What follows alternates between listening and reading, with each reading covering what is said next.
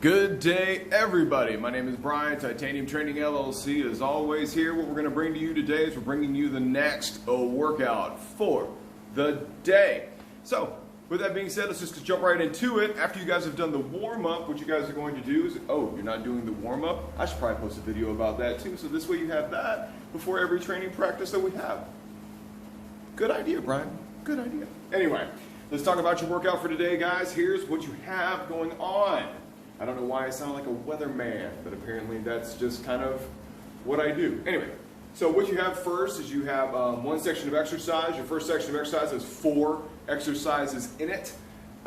With your 4 exercises, it's 5 rounds worth of work. These are all body weight. I'll say, nope, let's scratch that. They're not all body weight. Anyway, so what you have is you have 4 exercises. It's 5 rounds worth of work. It's either going to be 20 on each side or 20 total, depending on the exercise that you're going to be in the first exercise section. So inside of the second section of exercise, you have 2 exercises. It's 3 rounds worth of work. This one is 20 total for each exercise, or 10 on each side, depending on how you guys decide to count. Now, on the bottom end of this exercise today, what we're talking about is a quarter-mile run. Inside of that quarter-mile run, you guys don't have to run it. You can walk it, you can jog it, you can hip it, you can hippity-bitty habata, hit a hip-hop, hippity, don't stop, the rocket to the bang-bang boogie, said upchuck the boogie, said the rhythm to the boogity beat.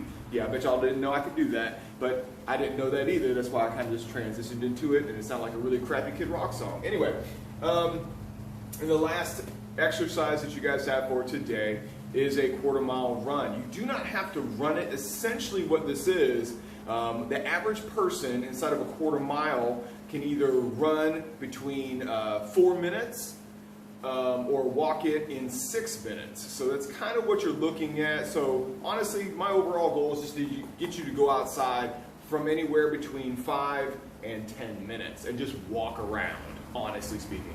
That's all I'm trying to get you to do inside of the last section. So as a repeater, so what you have, 4 exercises, it's 5 rounds worth of work. It's either 20 total or 20 each inside of the first section. Once you get done with that, then you're going to come down to the second section of exercise. You got 2 exercises there, and then what you're going to do is you're going to do those 2 exercises 3 rounds, 20 total, or 10 on each side. The last thing that you guys have is, like I said, just get outside for a few minutes. Get outside, do some jumping jacks, walk around, do something for roughly 5 to 10 minutes, and then that'll complete your exercise protocol for today. But honestly, if you can jog it, please, like, let's get a little extra in today. Let's push between that 1%. With that, you guys enjoy the exercise protocols that I'm going to discuss in detail in the next section of video. Enjoy your day. Thanks for watching. See you on the other side.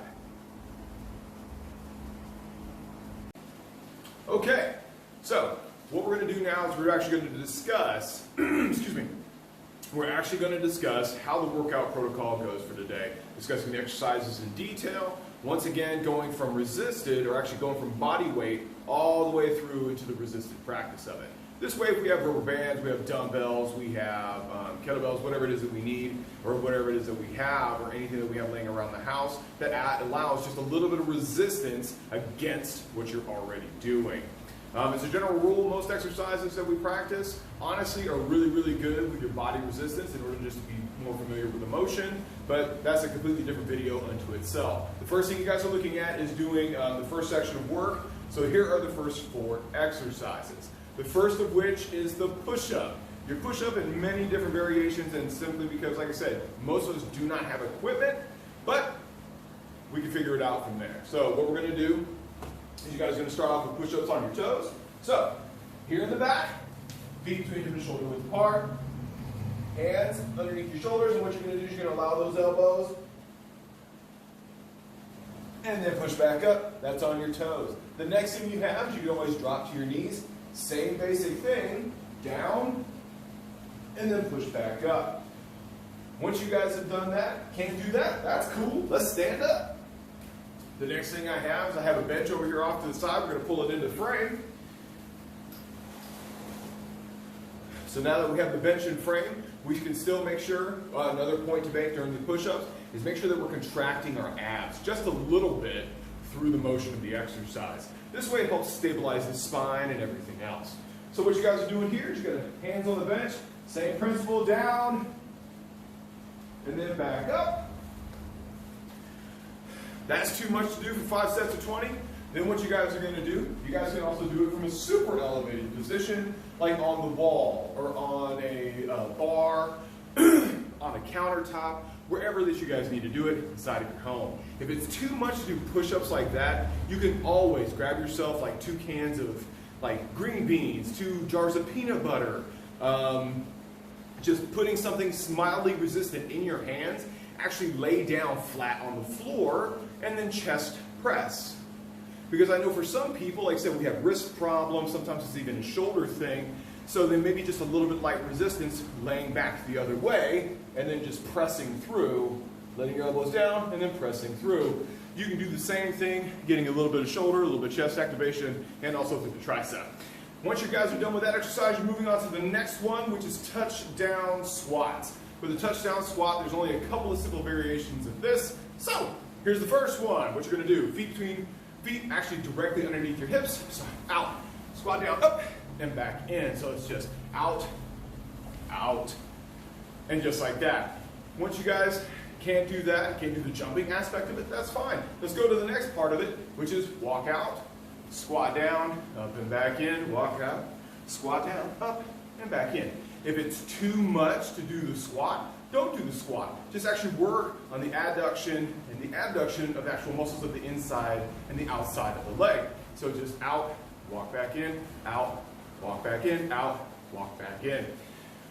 So those are the 3 different varying levels of that specific exercise that you can do. The next thing, guys, we have 2-point rows. With a 2-point row, with this you can do it with or without weight.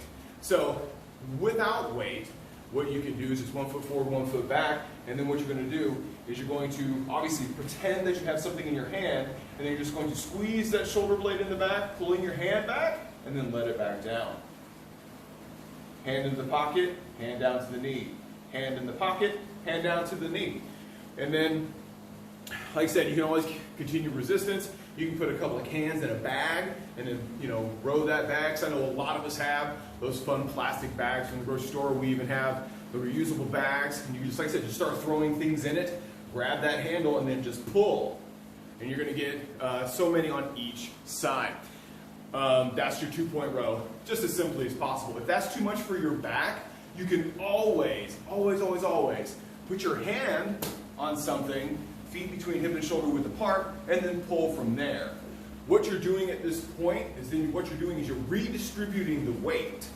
Rather than putting it here and in the obliques and in the abs, you're actually going to put it into the other arm and your feet. So this way you can just focus on the pull. The last thing that you guys have, and like I said, now that I sit there and said like Publix bag or plastic bag, you guys can actually do a version of the kettlebell swing with, that's the police, that's crazy. Anyway, what you guys can actually do is you can actually put a couple of cans, and what you're going to do is you're going to grab a couple of bags, and you can have a couple of cans. And what you're going to do is you're going to grab the larger aspect. Don't grab the handle, because the handle, obviously, it's weak and it's smaller, so you want to grab the larger aspect of the bag. This way you have a better weight distribution over the entire bag. And then what you're going to do is you're going to grab that bag, and then you're just going to, through the leg, and then stand up straight. Very much kettlebell swing, can't do that. You can always deadlift it too, so you can just bend, making sure that you keep the stomach tight, shoulders back, pushing those hips backwards, and then standing up straight. So look at that. We just invented a kettlebell for your house. So like I said, grab yourself like 2 or 3 of those plastic bags or a couple of those Publix bags, put them inside of each other, add your weights to it, like cans, bag, whatever you want to put in there, and then exactly, you can just deadlift with just what you have around your house. Look at that. We just invented a cool new implement. Excuse me. Gassy. So, with that being said, those are your 4 exercises. Take a second, go back over this video again, and listen to each specific exercise. This way you know what to do. And then what you're going to do is you're going to do that section of exercise, 5 rounds worth of work, either 20 reps total or 20 reps each side. I think the only one honestly is each side is actually your 2-point rows. So with that, enjoy this video, do your thing, and get yourselves ready for section number 2.